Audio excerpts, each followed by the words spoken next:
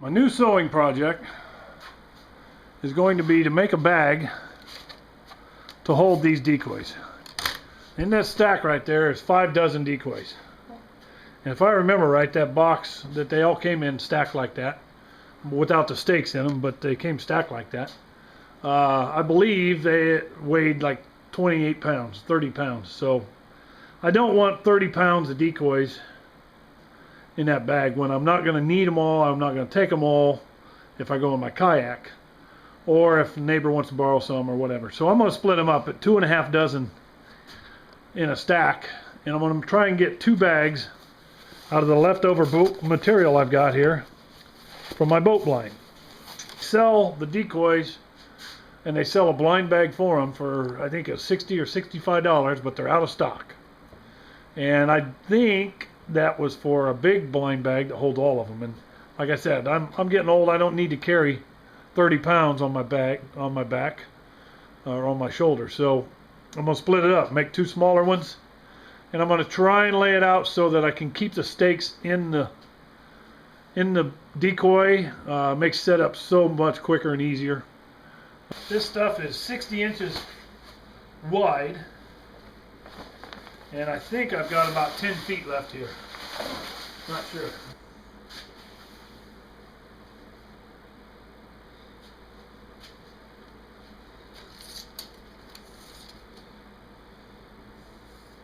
Seven feet. Just over 7 feet.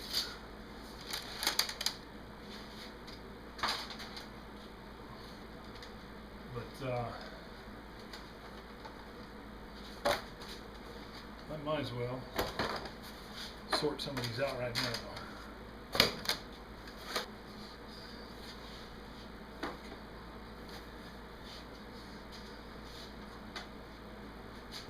Eight,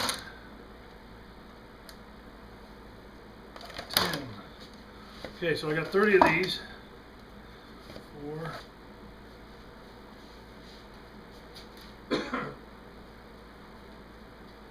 Okay, so there's my halves in these 2.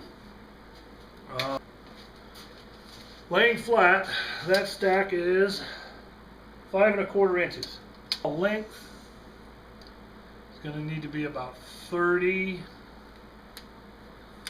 inches.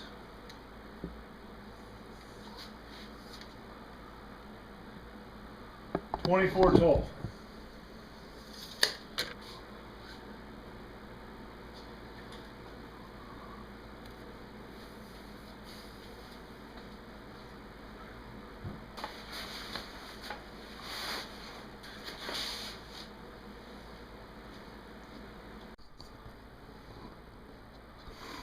Okay, here's the layout. This material, my measurement I needed was 30 inches, so I cut this at 31 inches so that I can have about 3/8 of an inch on both ends to use to create my seam when I sew my ends on it. It's 60 inches wide, 5 feet wide, roughly. So I found the center line of it, which was 30 inches, and I gave myself, to make it 6 inches wide, I gave myself about 3 1/4 on each side of center line. So it's roughly 6 1/2 inches wide, and this is going to be the width of the pocket that the decoys will slide down in. From this center line, or from the center line over here is half that width. From this dotted line, which is basically a corner or a bend, over or up 24 1/4 inches.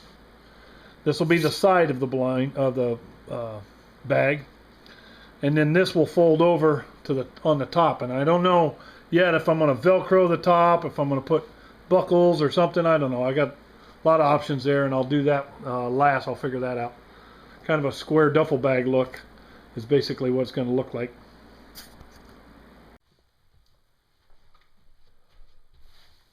Okay, it's a new day.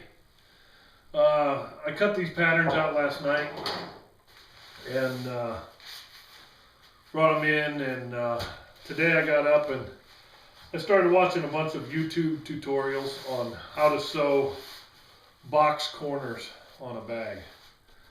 And what I thought my impression was, or the way I cut my pattern out, was kind of based on how I used to make a living many years ago, doing sheet metal work and layout work. That's kind of the way I laid this out.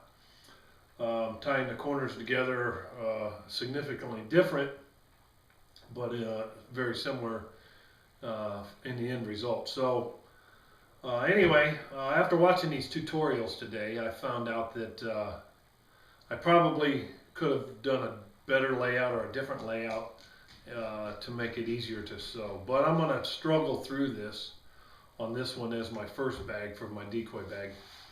But it's I think it's going to be strong enough. This is definitely strong enough material. So with that, we're going to get started. I'm going to hem over, do a rolled over hem. I guess that's what it's called. On what will be the top long sides of this bag. It's the factory edge of the material, and rather than trim it off, I'm going to go ahead and just roll it under and give myself a little bit of a, I guess, a little thicker base to go with.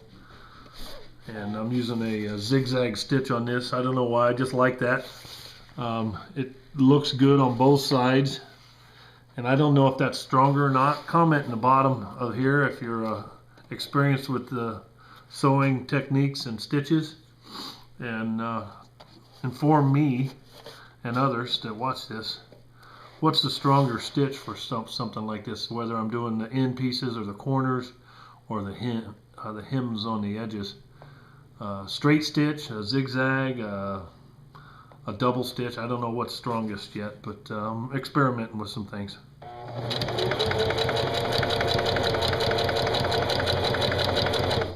And as usual, what I've found out is the slower I go at stitching, the less likely I am to make mistakes.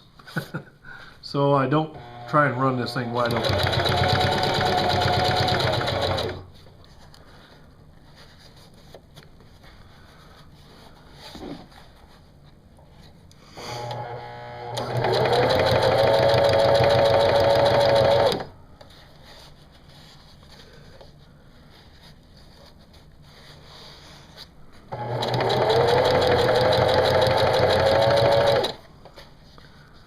Something I learned today watching several videos, and I kind of knew it already, but to reinforce the ends, do a back stitch.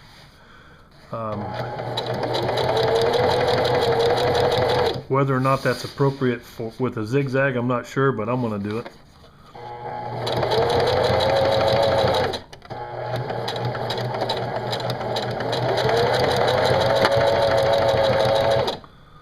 That's about a 1-inch back stitch. Needles up. Try this. Look at there. That's the first time I've even used that. I knew it was there because I read the manual, but I hadn't used it.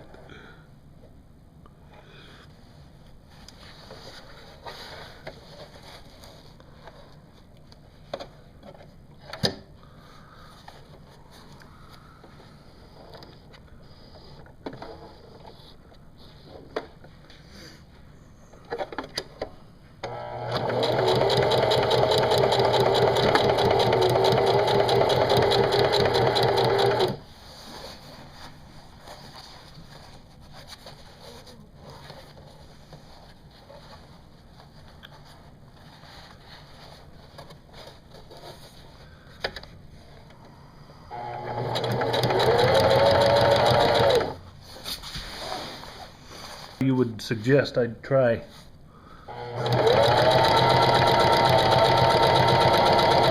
This is all about learning for me, so I'm not real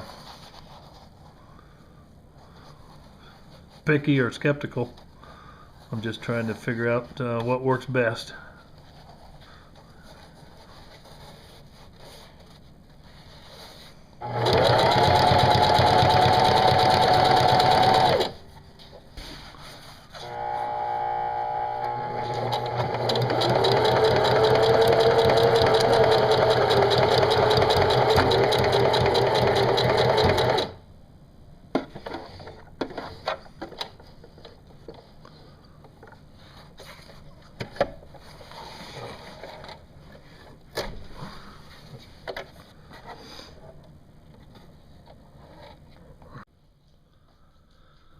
Okay, here goes my first attempt at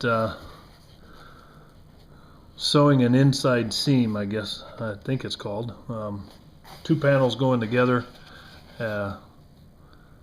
which will be an inside seam and no outside thread show. I need to change my stitch.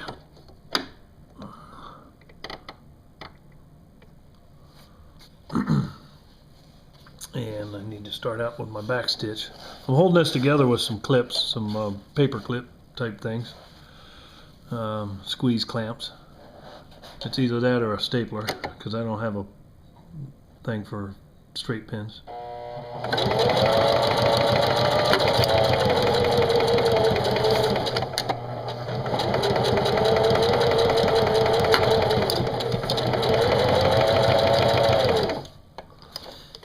Now I need to pay attention to make sure I got both edges together at the right spot.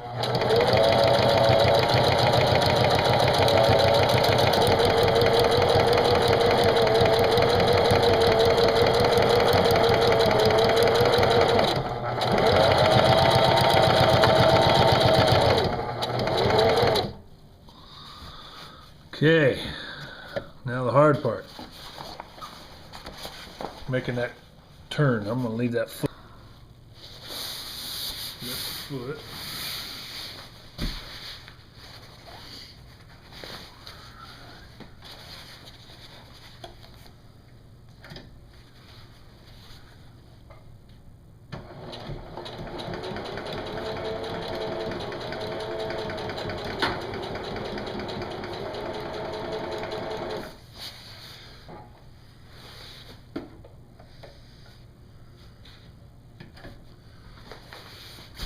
Now, the telltale, see if I'm doing it right or not. I know it's only going to get harder on the next one when I sew the next end panel in, and like I said, this may not have been my best option for this, but I'm learning as I go, so we'll see how it turns out.